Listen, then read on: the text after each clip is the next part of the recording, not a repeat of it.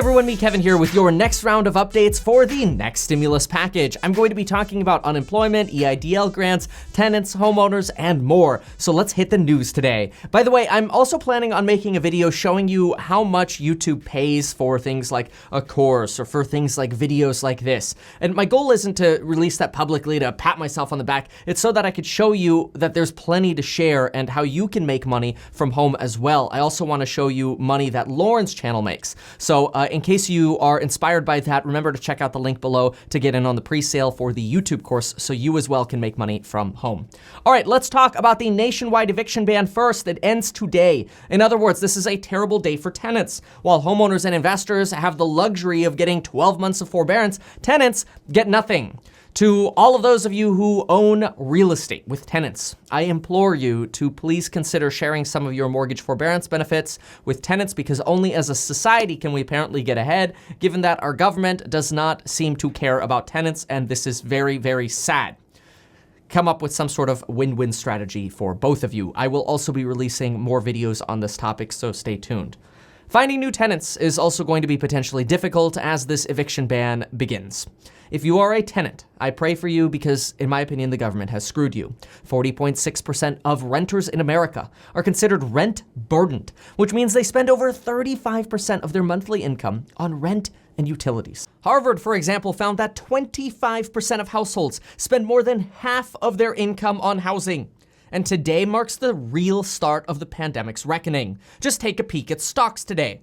Oh, and just a note, on days like today, Donald Trump tends to be in a very bad mood. He doesn't like seeing red in stocks. Speaking of Donald Trump, Stephen Moore, one of Trump's buddies, we talked about him yesterday and introduced him yesterday, so we'll save that again. Anyway, Stephen Moore believes that Trump losing the payroll tax cut compares to the failure of George H.W. Bush to get a proper budget through, which led to his failed re-election in 1990. That's Stephen Moore's opinion. Now remember, Mr. Moore is also the dude, quote, pounding the pavement for a payroll tax cut. Well, if pounding the pavement is exemplified by Steve Mnuchin not even mentioning it at the Republican luncheon, or Larry Kudlow basically getting laughed out of the room by other Republicans when he asks for a payroll tax cut because the other Republicans are calling themselves the Bernie Brothers, then I don't think the payroll tax cut is getting very far. By the way, the Bernie Brothers is a reference to Republicans saying they're turning into Bernie Sanders. Okay, well, maybe it is just Ted Cruz and Rand Paul, but anyway, they are calling each other the Bernie Brothers. Trump is also demanding more money to rebuild the FBI building at the same time as we are having debates over unemployment pay and other stimulus benefits. We're not quite sure why this is coming up during these debates, but I'm sure there's a reason. In other news, we also have updates on the unemployment front and a new EIDL bill with free money in it. Speaking of free, have you gotten your 2 free stocks yet with Webull? Deposit $100 with Webull, get 2 free stocks. It's a red day, so I encourage you to go shopping a little bit for some stocks. And of course, get your life insurance in as little as 5 minutes via the links down below. The unemployment boost effectively ends today. Even though it technically goes on until July 31st, a lot of payments end today or potentially tomorrow.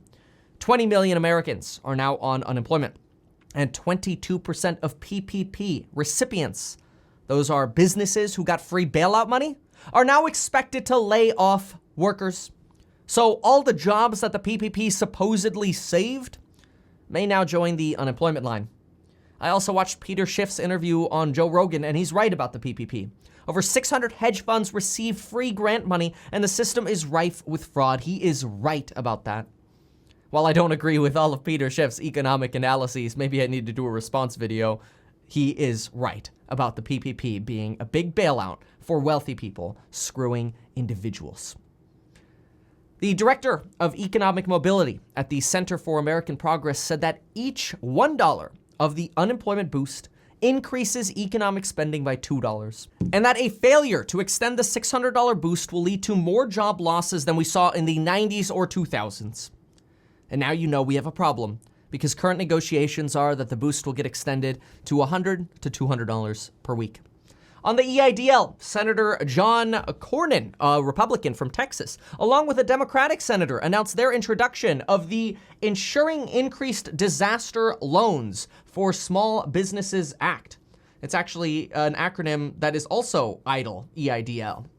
Huge shout out, by the way, to Chris for sending me this bill. I'll go through the details in just a moment, but I do want to recognize Chris for sending this to me. If it weren't for the amazing community that we've built on this channel, I wouldn't be able to provide you this information, which honestly, I hope you find is very high quality information. Every day I post videos on the stimulus, updates on the economy with real estate and stocks, and YouTube doesn't always show you all these videos. But when I surveyed you last week, most of you encouraged me to keep posting more videos and ignore the haters saying I'm on drugs because I post multiple videos today or every day and somehow work 15-hour days. It's just a grind. That's all it is. Anyway, forget them. I want to seriously thank you for your support, and I really, really appreciate you.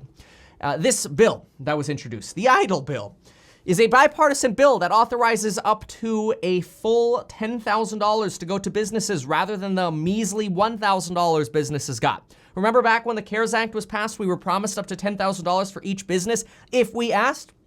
Well, the CARES Act gave us that right. You get up to $10,000, all you have to do is ask. And the SBA unilaterally lowered those amounts against the demands of Congress to $1,000 per employee, once again screwing the people while hedge funds are getting bailed out with millions of dollars of free money. And we're having trouble getting $10,000? Finally, some senators are trying to fix this. I've gotten hundreds of messages from you on Instagram and Twitter and in our public Discord chat that many of you have gotten your $1,000 grants, but many of you have also been shafted by the SBA, and it's completely unfair. Anyway, this new EIDL bill will hopefully be incorporated into the next stimulus packages, which the next main stimulus package may be called the CARES Act 2, or CARES 2 for short. Now, I want to share some more notes on stimulus with you that you could take advantage of right now. But again, first of all, seriously, thank you to all of you. And hopefully these videos prove useful and helpful to you. I want to quickly remind you that if you have not yet applied for unemployment insurance, keep in mind that 40% of Americans still have not received their unemployment pay. Do not let that discourage you from getting in line for your unemployment benefits. I'd rather see you get in line than give up on this benefit. I'd rather see you apply today than not apply at all. And if you're in doubt, apply. Self-employed, apply. Your income's gone down, apply. Partially unemployed, apply. There's no harm in applying and getting in line. It could potentially be a $10,000 check that you get in a few months from now. And I know that the government sucks and it's not efficient, but you pay into the government, you support the government. Now is the time to make sure that you go through the effort and apply. Also, you can still get car forbearance, credit card forbearance, and housing forbearance. Remember to contact your loan servicer, which is where you make your payments. Basically, the bill you get that has a customer service number, call it.